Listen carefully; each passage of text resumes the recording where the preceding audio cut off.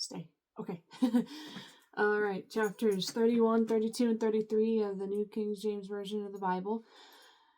Gotta do this quickly because I'm gonna go pick up my sister and we're gonna go get ice cream. Hooray. Jacob flees from Laban. Now Jacob heard the words of Laban's sons, saying, Jacob has taken away all that was our father's, and from what was our father's he has acquired all this wealth. And Jacob saw the countenance of Laban, and indeed it was not favorable toward him as before. And then the Lord said to Jacob, Return to the land of your fathers and to your family, and I will be with you. So Jacob sent and called Rachel and Leah to the field, to his flock, and said to them, I see your father's countenance, that it is not favorable towards me as before. But the God of my father has been with me, and you know that with all my might I have served your father. Yet your father has deceived me, and changed my wages 10 times. But God did not allow him to hurt me. If he said thus, the speckled shall be your wages, then all the flocks bore speckled. And if he said thus, the streaked shall be your wages, then all the flocks bore streaked. So God has taken away the livestock of your father and given them to me. And it happened at the time when the flocks conceived that I lifted my eyes and saw in a dream, and behold, the rams which leaped upon the flocks were streaked, speckled, and gray-spotted. Then the angel of God spoke to me in a dream, saying, Jacob. And I said, Here I am. And he said, Lift your eyes now and see, all the rams which leap on the flocks are streaked, speckled, and gray-spotted, for I have seen all that Laban is doing to you. I am the God of Bethel, where you anointed the pillar, and where you made a vow to me. Now arise, get out of this land, and return to the land of your family. Then Rachel and Leah answered and said to him, Is there still any portion or inheritance for us in our father's house? Are we not considered strangers by him? For he has sold us, and also completely consumed our money. For all these riches which God has taken from our father are really ours and our children's. Now then, whatever God has said to you, do it. Then Jacob rose and set his sons and his wives on camels, and he carried away all his livestock and all his possessions which he had gained. His acquired livestock which he had gained in Padanaram, to go to his father Isaac in the land of Canaan. Now Laban had gone to shear his sheep, and Rachel had stolen the household idols that were her father's. And Jacob stole away, unknown to Laban the Syrian, in that he did not tell him that he intended to flee. So he fled with all that he had. He arose and crossed the river and headed toward the mountains of Gilead. Laban pursues Jacob. And Laban was told on the 3rd day that Jacob had fled. Then he took his brethren with him and pursued him for 7 days' journey. And he overtook him in the mountains of Gilead. But God had come to Laban the Syrian in a dream by night, and said to him, Be careful that you speak to Jacob neither good nor bad. So Laban overtook Jacob. Now Jacob had pitched his tent in the mountains, and Laban with his brethren had pitched in the mountains of Gilead. And Laban said to Jacob, What have you done? What have you stolen away, unknown to me, and carried away my daughters like captives taken with sword? Why did you flee away secretly and steal away from me, and not tell me? For I might have sent you away with joy and songs, with timbrel and harp. And why did you not allow me to kiss my sons and daughters? Get down. And you did not allow me to kiss my sons and daughters. Now you have done foolishly in so doing. It is in my power to do you harm, but the God of your father spoke to me last night, saying, Be careful that you speak to Jacob neither good nor bad. And now you have surely gone because you greatly long for your father's house. But why did you steal my gods? Then Jacob answered and said to Laban, Because I was afraid, for I said, Perhaps you would take your daughters from me by force. With whomever you find your gods, do not let him live. In the presence of our brethren, identify what I have of yours, and take it with you. For Jacob did not know that Rachel had stolen them. And Laban went into Jacob's tent, into Leah's tent, and into the 2 maids' tents, but he did not find them. Then he went out of Leah's tent and enters Rachel's tent. Now Rachel had taken the household idols, but Now Rachel had taken the household idols, put them in the camel's saddle, and sat on them. And Laban searched all around about the tent, but did not find them. And she said to her father, Let it not displease my lord that I cannot rise before you, for the manner of women is with me. And he searched, but did not find the household idols. Pause. That's an amazing way to put it. For the manner of women is with me. I'm going to start using that. Verse 36. Then Jacob was angry and rebuked Laban. And Jacob answered and said to Laban, What is my trespass? What is my sin that you have so hotly pursued me? Although you have searched all my things, what part of your household things have you found? Set it here before my brethren and your brethren, that they may judge between us both. These 20 years I have been with you, your ewes and your female goats have not miscarried their young, and I have not eaten the rams of your flock. That which was torn by beasts I did not bring to you, I bore the loss of it. You required it from my hand, whether stolen by day or stolen by night. There I was, in the day the drought consumed me, and the frost by night, and my sleep departed from my eyes. Thus I have been in your house 20 years. I served you 14 years for your 2 daughters, and 6 years for your flock, and you have changed my wages 10 times. Unless the God of my father, the God of Abraham, and the fear of Isaac had been with me, surely now you would have sent me away empty-handed. God has seen my affliction and the labor of my hands, and rebuked you last night. Laban's covenant with Jacob. And Laban answered and said to Jacob, These daughters are my daughters, and these children are my children, and this flock is my flock. All that you see is mine. But what can I do this day to these my daughters, or to their children whom they have borne? Now therefore come, let us make a covenant, you and I, and let it be a witness between you and me.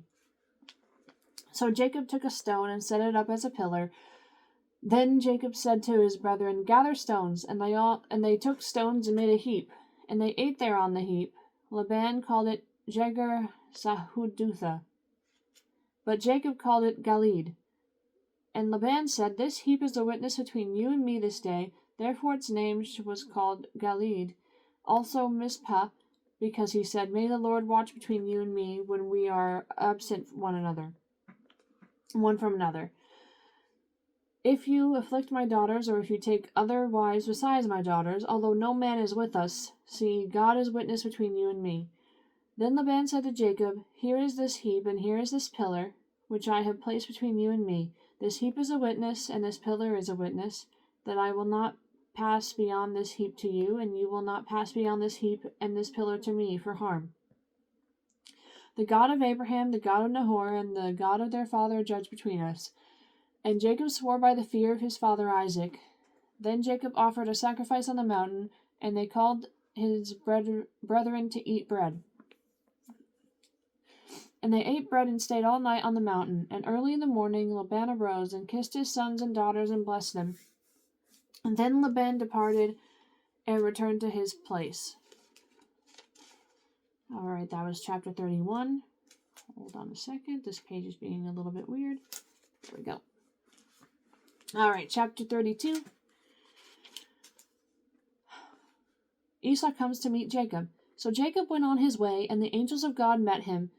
When Jacob saw them, he said, This is God's camp, and he called the name of that place Mahanaim. Mahanaim, I think. Then Jacob sent messengers before him to Esau his brother, in the land of Seir, the country of Edom. And he commanded them, saying, Speak thus to my lord Esau. Thus your servant Jacob says, I have dwelt with Laban and stayed there until now. I have oxen, donkeys, flocks, male and female servants, and I have sent to tell my lord, that I may find favor in your sight. Then the messengers returned to Jacob, saying, We come to your brother Esau, and he also is coming to meet you, and 400 men are with him. So Jacob was greatly afraid and distressed, and he divided the people that were with him, and the flocks and herds and camels, into 2 companies. And he said, If Esau comes to the one company and attacks it, then the other company which is left will escape. Then Jacob said, O God of my father Abraham and God of my father Isaac, the Lord who said to me, Return to your country and to your family, and I will deal well with you. I am not worthy of the least of all the mercies of all the truth which you have shown your servant. For I crossed over this Jordan with my staff, and now I have become two companies. Deliver me, I pray, from the hand of my brother, from the hand of Esau, for I fear him, lest he come and attack me and the mother of with my children. For you said, I will surely treat you well, and make your descendants as the sand of the sea, which cannot be numbered for multitude. So he lodged there that same night, and took what came to his hand as a present for Esau his brother, 200 female goats and 20 male goats, 200 ewes and 20 rams, 30 milk camels with their colts, 40 cows and 10 bulls, 20 female donkeys and 10 foals. Then he delivered them to the hand of his servants, every drove by itself, and said to his servants, Pass before me, and put some distance between successive droves. And he commanded the first one, saying, When Esau my brother meets you and asks you, saying, To whom do you belong, and where are you going? Whose are these in front of you? Then you shall say, These are your servant Jacob's. It is a present sent to my lord Esau, and behold, he also is behind us. So he commanded the second, the third, and all who followed the drove, saying, In this manner you shall speak to Esau when you find him, and also say, Behold, your servant Jacob is behind us. For he said, I will appease him with the present that goes before me, and afterward I will see his face. Perhaps he will accept me. So the present went on over before him, but he himself lodged that night in the camp, wrestling with God. And he arose that night and took his 2 wives, his 2 female servants, and his 11 sons, and crossed over the ford of Jabbok. He took them, sent them over the brook, and sent over what he had. Then Jacob was left alone, and a man wrestled with him until the breaking of day. Now when he saw that he did not prevail against him, he touched the socket of his hip, and the socket of Jacob's hip was out of joint as he wrestled with him. And he said, Let me go, for the day breaks. But he said, I will not let you go unless you bless me. So he said to him, What is your name? He said, Jacob. And he said, Your name shall no longer be called Jacob, but Israel, for you have struggled with God and with men, and have prevailed. Then Jacob asked, saying, Tell me your name, I pray. And he said, Why is it that you ask me about? And he said, Why is it that you ask about my name? And he blessed them there. I can read. And he blessed him there. Sorry. So Jacob called the name of the place Peniel, for I have seen God face to face, and my life was preserved. Just as he crossed over Peniel, the sun rose on him, and he limped on his hip. Therefore to this day the children of Israel do not eat the muscle that shrank, which is on the hip socket, because he touched the socket of Jacob's hip in the muscle that shrank. That was chapter 32. Hold on.